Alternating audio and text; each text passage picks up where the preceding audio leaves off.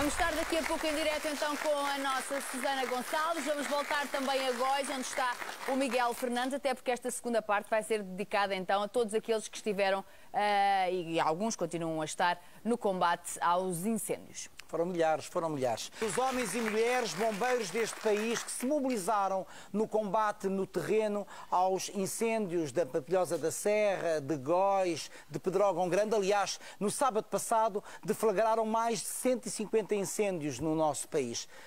Muitas vezes com risco da própria vida.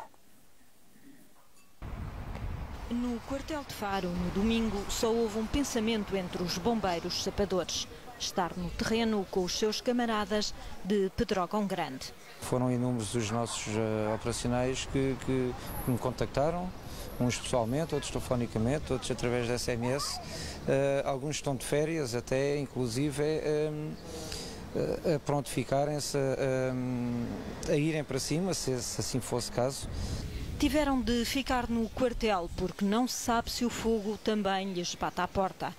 As imagens que lhes chegam da luta dos bombeiros nos cenários mais difíceis que se vivem no país deixa-lhes um sentimento de impotência e frustração. Frustração, sentimento de impotência. Nada podemos fazer a não ser ajudar. Vamos estar lá, mas temos que manter as nossas posições aqui no nosso concelho, não é? No Porto, os voluntários portuenses também queriam lá estar. Sentiram a morte de um bombeiro como se uma parte deles tivesse chegado ao fim. Quando morre um bombeiro, é uma parte de nós que acaba por ir também, não é? Vai ser difícil ter palavras para exprimir o que eles sentem lá e o que nós sentimos aqui. Os bombeiros do país conhecem o cansaço que vai no corpo dos seus camaradas em ação. Muitos também já estiveram no limite, mas nunca viveram um drama como o de Pedrógão Grande. Partilham a dor e esperam que um dia exista uma explicação. Pode depois fazer é conversar entre os camaradas e partilhar com eles a dor e esperar que no tempo certo venha por os porquês, porque repete-se todos os anos. E todos os anos os bombeiros do país são chamados para apagar os fogos florestais. Quem fica nos quartéis, profissionais ou voluntários, só tem um pensamento em mente: ajudar quem está no terreno. Daniel, começamos por si, seja bem-vindo. Daniel Santos, é dos Bombeiros Sapadores de Lisboa, esteve de facto no local. Colegas seus já o disseram que não tinham nunca visto nada assim. É mesmo verdade? É verdade, Cristina. Bom dia, desde já obrigado por nos convidarem. Obrigado nós, obrigado nós. É verdade, a situação que lá foi vivida foi algo diferente. Eu recordo que quando cheguei ao local, eu cheguei no domingo, já perto do final da tarde, e cruzei a fatídica estrada umas poucas vezes à procura da melhor localização onde a gente iria atuar, e vi a área ardida como nunca tinha visto. Eu já tinha estado em anos anteriores em Viana do Castelo, em Aroca, que também ardeu muita área. Daniel, mas já houve incêndios muito violentos. Este é dramático, dadas as mortes também que ocorreram. Estou-me a lembrar, por exemplo, de incêndios que devastaram a Ilha da Madeira, por exemplo, em parte. Penso que até foi no ano passado. Exatamente, e tivemos colegas lá nossos também presentes. E foi... A carga dramática deste tem muito a ver com as mortes, não é? Com o número de mortes que ocorreram, sim. E mais ainda porque estamos no início, o verão começou ontem, como a gente costuma dizer, já começou ontem o verão e a gente já estamos com esta área ardida tão grande. Mas isso dá que pensar, porque é assim, nós não podemos olhar para os incêndios que ocorrem no nosso país como se fizessem parte de uma época, de um calendário. Portanto, a época de incêndios inicia-se no dia 1 de julho, por exemplo. Não é possível isto. Portanto, isto ocorre quando há condições climatéricas de feição, não é? Tem razão, Manuel. A prevenção passa por aí. Exatamente. E cada vez mais a gente estamos a tentar alertar um pouco isso, porque a gente até costuma dizer que os bombeiros parece que só são lembrados no verão, e mais ainda nestas alturas trágicas que agora aconteceu com a perda deste nosso colega. Mas a verdade é que a prevenção tem que ser cada vez mais uma prioridade. E aí sim, os bombeiros devem ser lembrados o ano todo, para que se calhar cheguemos a esta fase, então até inicial do verão, e as coisas já estarem feitas de forma a ajudar. Falou aí do seu colega que se perdeu, infelizmente, junto das outras vidas, e nós estivemos no funeral, enquanto estação de televisão, e onde se prestou então homenagem a esse mesmo bombeiro. É debaixo de um calor tórrido e o cheiro de terra queimada que família, amigos, colegas de luta e o país se despedem do bombeiro-herói.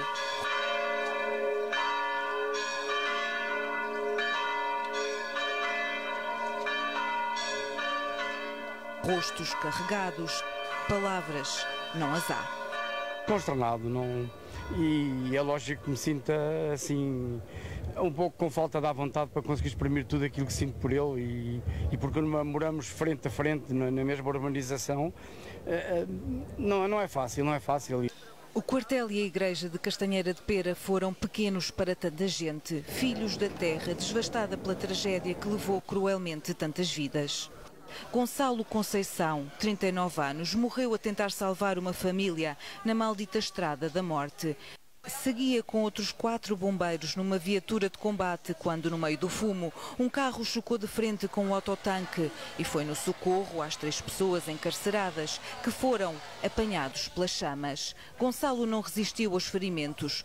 Morreu a ajudar os outros em troca de nada. Bombeiro voluntário na Corporação de Castanheira de Pera por missão.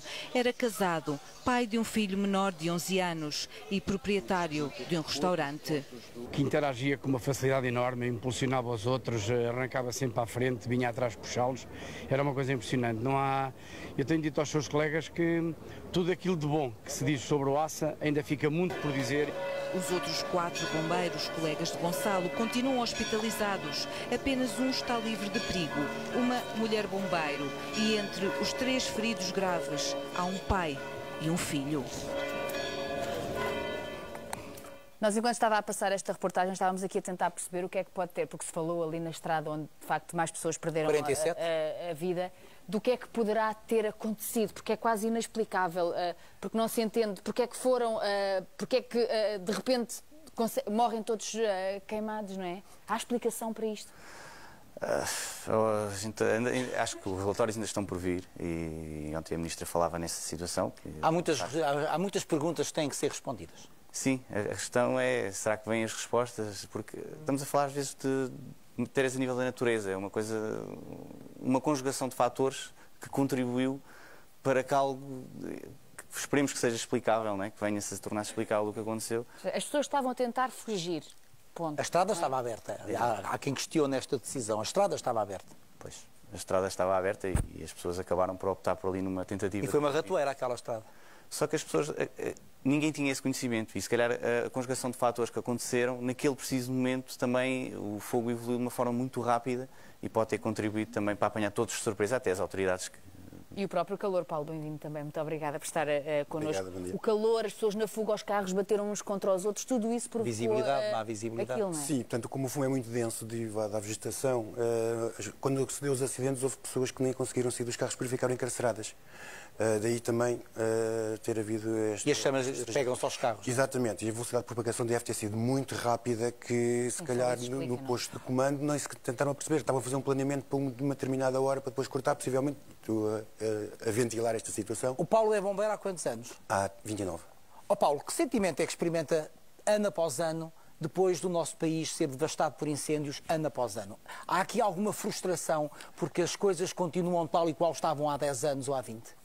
Eu penso que esteja um bocadinho melhor que há 10 ou 20 anos. Mas em termos de ordenamento de território, em termos de ordenamento, não, porque eu estive no terreno e senti essas dificuldades quando entrávamos dentro da parte da floresta para protegermos as casas. As nossas mangueiras serpenteavam no meio de pequenos ramos e eucaliptos que estavam ali. Portanto, era mais difícil a nossa progressão. Mas há frustração. Sente alguma frustração passados estes anos e sempre que você parte para um combate de um incêndio desta envergadura? Foi a primeira vez que eu estive num combate tanto fora de Lisboa como tanto para ajudar os meus colegas. O que eu sinto é que gasta-se tanto dinheiro em tanta coisa e não se gasta numa prevenção eficaz com margens de segurança gasta-se no combate e não na prevenção. Exatamente, e tem que haver mais prevenção, mais vigilância. E vocês têm todos os meios necessários? Nós em Lisboa temos, felizmente. Temos porque... agora, em relação Estamos a falar da capital de um país. Exatamente. Não é? Em relação aos bombeiros voluntários do país, eu sei que por vezes lutam com algumas dificuldades, por falta de meios também, possivelmente, mas se houvesse mais prevenção, mais vigilância, mesmo durante a noite, nesta época, nesta fase Charlie, que agora vai entrar, ou que entrou ontem no dia 1, tem que haver vigilância de noite, porque se há um foco de incêndio, mesmo por mão criminosa, vamos partir deste pressuposto.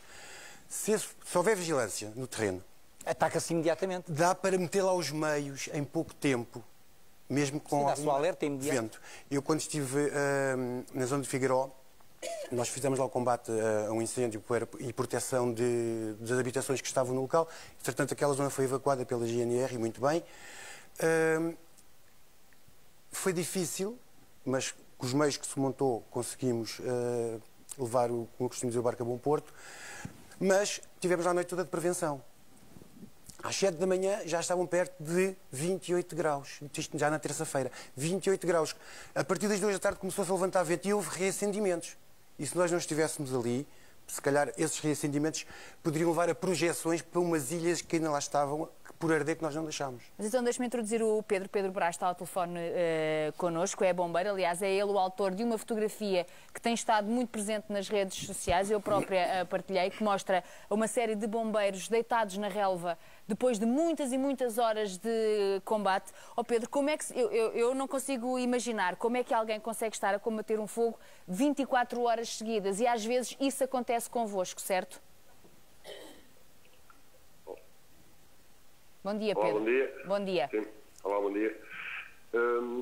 É assim, já faz parte, nós quando vamos em grupos de reforço para outros distritos, já vamos com a ideia de ficamos lá pelo menos 24 horas. Somos rendidos após as 24 horas. Mas são 24 horas sem parar. É assim, aproveitamos esses bocadinhos para fazermos algum descanso. Foi aqui o caso aqui da foto, eram cerca das 7 da manhã, nós estávamos a fazer o reabastecimento dos veículos e o pessoal aproveitou para estarmos ali a descansar um pouco. E vocês conseguem conversar uns com os outros neste tipo de situações? Ou está ali um bocadinho, sobre as ordens do comando, como é óbvio, mas estão todos, cada um por si? Não, aquilo é um grupo de reforço, somos 26 elementos. É uma equipa conjunta, conversamos entre nós.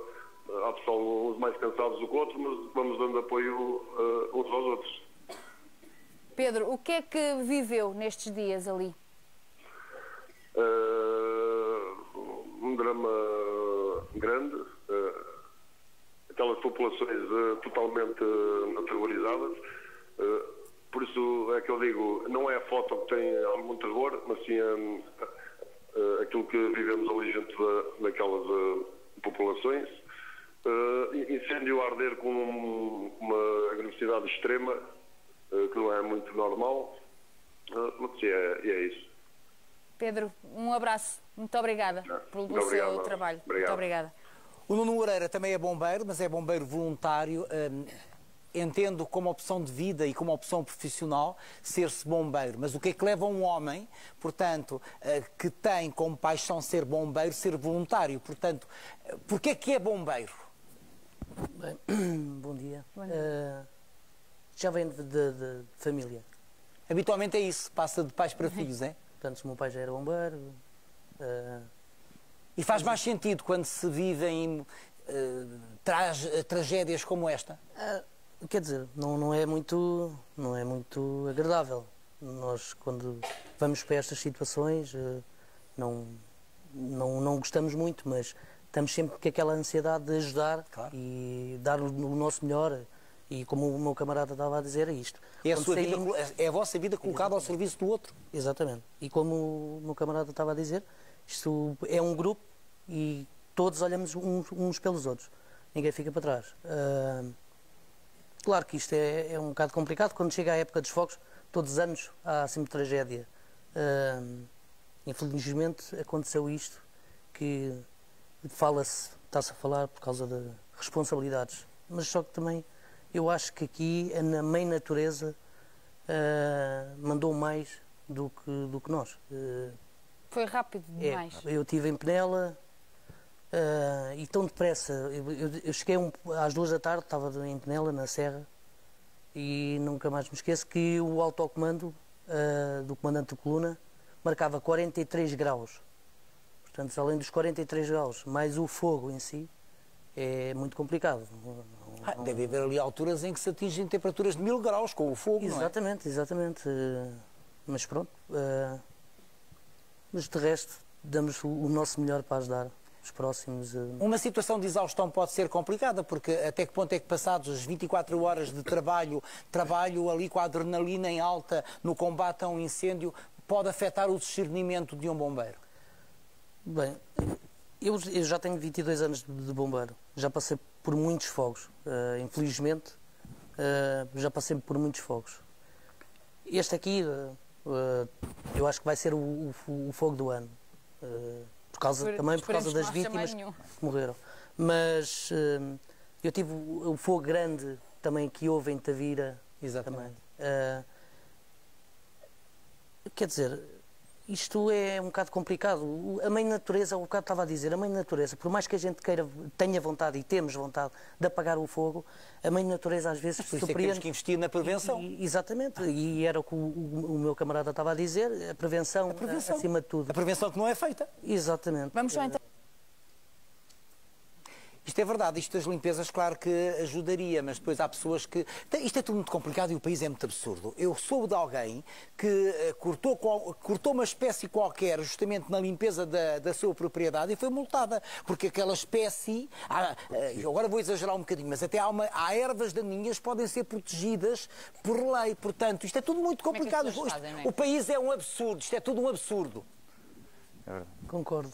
E há pessoas que não têm dinheiro para limpar os seus terrenos. Aí acho que o Estado... Até porque eu penso que a maior parte da floresta é propriedade privada e não do Estado. Se for o caso, acho que o Estado tem que começar a aplicar o que já tinha vindo vem há muito a falar, que é começar a fazer um controle maior dessas áreas e, se for necessário, ter que aplicar as devidas coimas, que assim o faça. Mas eu acho que, acima de tudo, poderemos ter uma abordagem diferente, podemos incentivar a limpeza. Por exemplo, porque não praticar exatamente o oposto, Manuel, que é porque não premiar quem fizer a limpeza. E se calhar assim lá vai tempo, eu tenho falado muito esta semana, lá vai tempo que havia pastoreio naquelas zonas e, portanto, os rebanhos automaticamente comiam aquele pasto todo, não é? Os pastores ajudavam os guardas florestais, que não existem, a controlar todo o meio ambiente, havia guardas florestais, não há nada disso, como sabe. Portanto, hoje em dia as coisas mudaram um pouco. Pois mudaram, mas mudaram para mal. E vocês acreditam que este incêndio começou realmente de forma natural? Porque agora levanta-se também isso. Sim, e agora começam essas questões. Ou terá sido mesmo mão criminosa? Não temos bases, pelo menos, acho que ninguém tem bases para fomentar uma afirmação dessas com verdade. Se a entidade competente, e eu acredito que sim, que é a Polícia Judiciária, diz que detectou uma árvore onde aquela carga elétrica que vem de um raio, de um trovão... Claro, exatamente. Se detectaram que foi ali o início, eu forçosamente terei que acreditar. Embora também acredito que noutras circunstâncias poderá haver mão criminosa, nomeadamente naqueles incêndios que acontecem às 3 e 4 da manhã. Sim, isso aí sabemos que é mão criminosa, não é? Pronto. Agora, neste caso específico... se chegou a uma conclusão, eu tenho que acreditar nas autoridades, que é a entidade competente para fazer essa avaliação e não levar para o lado criminoso. E há imagens que correm no Facebook, há imagens que mostram mesmo que naquela hora houve trovoadas, houve rajadas de vento, que eu por acaso já vi, e mostram, e se aquelas rajadas de vento, ao bocado a senhora estava a dizer que as árvores, os ramos a partir com esse vento. Aliás, houve pessoas que falaram numa espécie de furacão de fogo. Exatamente. Pode-se ter criado ali algumas dinâmicas no vento. Ninguém consegue parar isto. Foi dito por um piloto. Acho que foi, não me quero enganar, mas acho que foi dito por um piloto de um Kamov, que ele disse que nunca tinha assistido a uma coisa daquelas. Que via o céu cheio de relâmpagos. Portanto, e tanto que na segunda-feira, foi na segunda-feira, estava na serra, e ao bocado estava a dizer aos meus camaradas que começou a chover granizo, mas granizo grande. Tanto que eu estava na rua e mais os meus colegas tivemos que meter dentro do carro, a gente estava a fazer o rescaldo, tivemos que nos meter dentro do carro porque aquilo já alajava, a cair alajava. Quer dizer, o tempo está instável. Quando um dos vossos morre, como foi o caso do vosso colega, o que é que sobra? Olha, eu infelizmente já passei isto na minha família. Pois já. Um irmão meu, tanto foi para um fogo e a meio do caminho o tanque captou.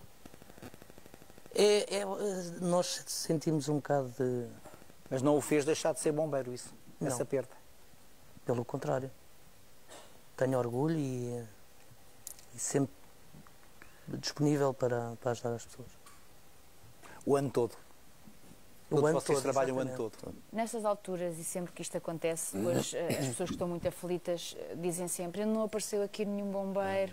Fica-se sempre com aquela ideia de que é impossível estar em todo o lado, não é? É impossível que, ainda para mais quando as coisas acontecem logo assim, de repente, qualquer pessoa acha que as coisas dela são as mais importantes de todas, não é? Mas é impossível. Aquilo que se tenta primeiro é o quê? É realmente salvar pessoas e casas?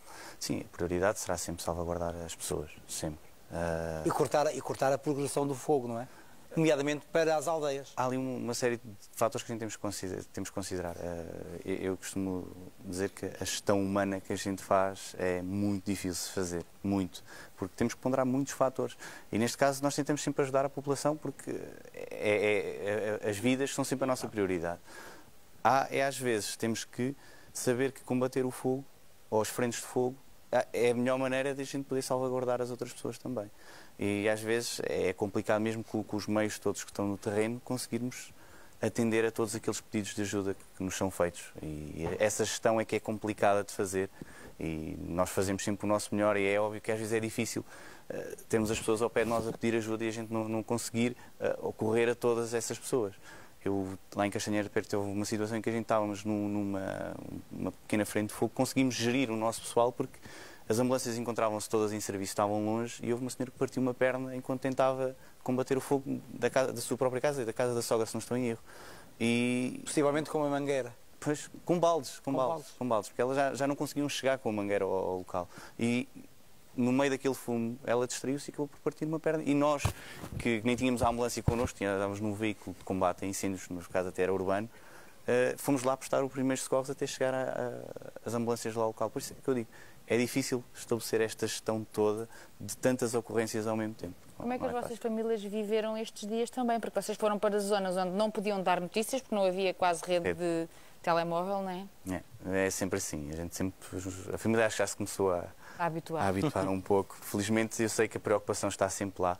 E o facto de não haver notícias, não tínhamos rede nos telemóveis, mesmo as nossas comunicações também estavam a ser muito complicadas. Mas vocês falavam uns com os outros também para conseguirem controlar as coisas? Nós tínhamos os rádios muito em modo que a gente chama aqui entre nós, que é o DMO, que é o modo walkie-talkie, que a gente consegue falar até uma certa distância entre uns e outros, e tínhamos às vezes colegas que nos jipes conseguiam fazer a deslocação para os postos de comando, a fim de tentarmos reorganizar melhor. Isto nas piores zonas, não é? Em Castanheira Pera foi complicado.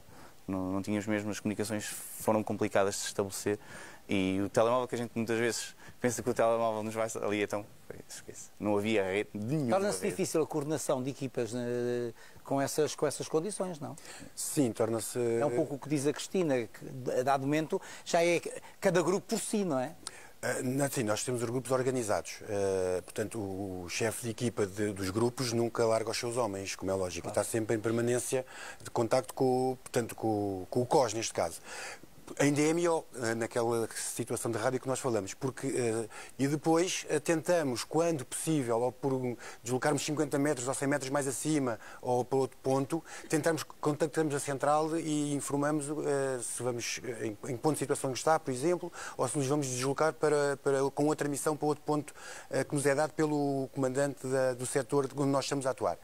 Mas a nossa equipa nunca é desmembrada. Não se pode, a nossa equipa que vai de Lisboa ou de outro nunca deve ser desmembrada, porque perdemos por completo o contacto com os nossos camaradas. Eficácia no combate também. E até se põe em perigo algumas vidas, por vezes, se cada um vai agir por sua conta e risco. Exato, não. As nossas equipas estão sempre coesas e atentas àquilo que o chefe de equipa lhes transmite. Portanto, estamos sempre em contacto uns com os outros. É claro que agora há uma série de especulações, nomeadamente em relação, por exemplo, à mão criminosa ou não, ao fator da natureza, que é um raio, por exemplo. Há quem diga, falou-se disso, aliás, até colegas nossos, que o número de mortos pode ser superior a 64 e que nos estarão a mentir. Isto há razão para suspeitar. Vocês baixaram a cabeça todos agora. Esperemos que não haja mais. Exato, eu não tenho conhecimento que haja mais. Os números que eu tenho conhecimento portanto, verifiquei através dos órgãos de comunicação social. São os 64. Exatamente, nunca me foi transmitido que tenham existido mais enquanto eu estive no terreno. Espero que seja mera especulação, exatamente. Sim, eu acho que no... 64 já é demais. Uma morte é violento, imaginemos 64. Não, e foi à conta desta tragédia que, de facto, se percebeu que os portugueses se mobilizaram para ajudar não só as vítimas da tragédia, mas também as várias corporações de bombeiros. É uma coisa que é tão simples de fazer e que é aquilo que cada pessoa devia fazer. Onde vive, há sempre uma corporação de bombeiros por perto. Ser sócio durante todo o ano é das coisas mais fáceis que pode fazer. Há várias formas de poder ajudar e, assim, dessa forma, vai sentir-se útil contribuindo, porque se todos os habitantes de todas as regiões onde há corporações de bombeiros contribuíssem, a vossa vida era muito mais fácil. Muito obrigada aos três. Concordo? Concordo. Concordo plenamente. Não, isto é a nossa ajuda Concordo, pessoal. mas o Estado que não se demita das suas responsabilidades. Eu sei. O nosso papel. Concordo perfeitamente. E nem digo mais porque concordo perfeitamente. Meus senhores, muito obrigado.